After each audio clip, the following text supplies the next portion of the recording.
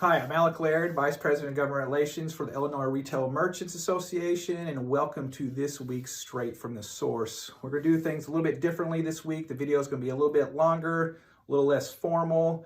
Quite frankly, a lot of things happened this previous week and over the weekend. The lame duck of the 102nd General Assembly concluded on Tuesday. The new members of the 103rd General Assembly were sworn in on Wednesday. All the inaugurations for the constitutional officers happened as well. But we're primarily going to focus on what happened during lame duck, and it was a very, very, very busy lame duck. It included a lot of issues that impact IRMA members. It included the passage of an agreed bill regarding paid leave.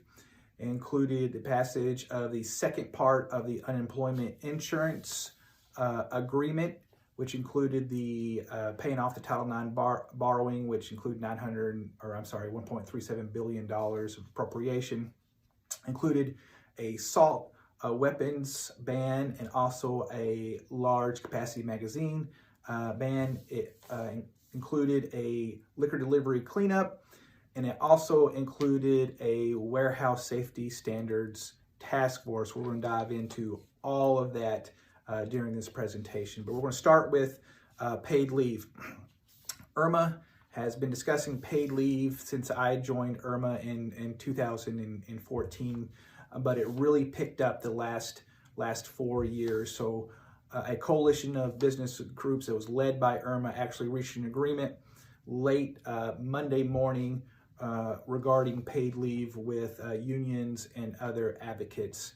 The measure includes 5 days of paid leave or 40 hours of accrued time in a given year. That time can be accrued at 1 hour per 40 hours worked, or if the employer doesn't want to go through the administrative hassles or burdens of tracking that time, they could front load that time, 40 hours of time, when the employee is first employed.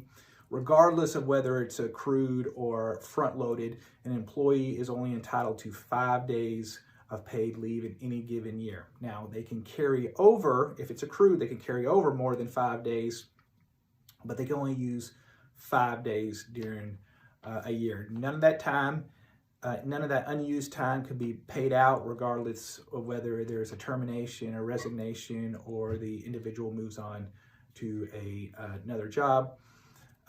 Also, there's a no double dipping clause in there, meaning that if a municipality currently has paid sick time or paid leave, like Chicago, that employee can't take advantage of the 5 days of paid sick time and then turn around and take the 5 days of paid leave at the state level.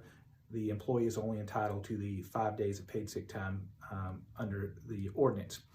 Additionally, after the effective date of the act, if a municipality amends or changes an ordinance or passes an ordinance, it has to conform to state law regarding the procedures put in place. They can apply more days, but the procedure itself has to be the same. That's good for operational consistency for all employers. And speaking of operational consistency, the 5 paid days can be used for anything, not just sick days. And the reason that is helpful is that employers would have to confirm or get certification from doctors to make sure that that's actually what they were taking the leave for. Whereas the current paid leave time now is, it doesn't matter. It's your time, you take it for whatever you want. That removes the administrative burden for employers. Also, if employers have any type of paid leave policy in place that provides this time already, then they don't have to update their current policy because they already have it. So they're basically exempt from it. IRMA is planning a call for IRMA members to delve deeper into what's in the current language. So expect an invitation for IRMA members for this call. We'll talk in detail regarding the legislation. Also, during lame duck, unemployment insurance agreement passed. The second part of the agreement, first part of the agreement passed during veto session. Second part passed during lame duck, which included the appropriation of $1.37 billion for the Title IX borrowing from the federal government. This agreement saves employers over $900 million. It's part of the rebuild process, once again led by Irma. And as discussed previously, an assault rifle ban was passed along with a large capacity magazine ban. The bill prohibits the manufacture, sale, or delivery of an assault rifle in Illinois. It also prohibits the manufacture, sale, delivery of large capacity magazines. It's 10 rounds for what they consider long rifles, and 15 rounds for pistols. That being said, most of if you already have these items, you're not required to give them up or anything like that. You just can't buy them anymore.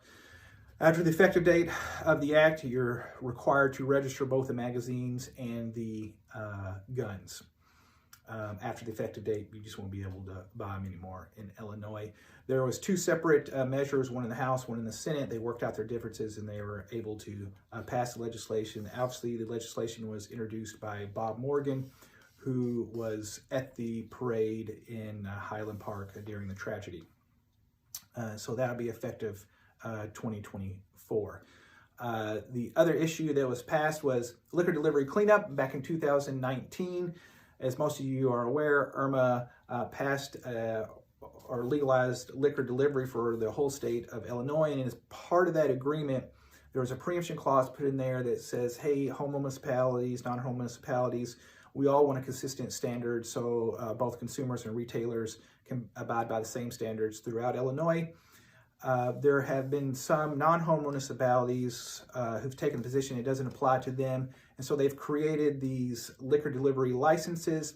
That was not the intent of the regular legislation, and so Irma, with the help of some advocates, passed some cleanup language that cleared that up and said, no, this applies to non-home rule as well, and you can't pass separate liquor licenses throughout Illinois, so it makes it consistent once again. Also in that language, back in 2021, there's a liquor omnibus bill that increased fees on wineries. Of course, that's in the middle of COVID, and they are really suffering during that time. And so what this bill does is reduce those fees back to the prior 2021 levels. Finally, also during lame duck, a warehouse safety standards task force was passed within the budget implementation bill, also known as the BIMP. And that was passed as a result of the F3 or F4 tornado that demolished a warehouse in southern Illinois. That warehouse was all up to current code and safety standards, both state and federal level. But this task force would research ways to see if there are some other standards that could be included to help prevent this kind of tragedy in the future. Once again, the warehouse was up to code on everything. Irma is a part of that task force, and obviously Irma will be providing updates to the task force moving forward.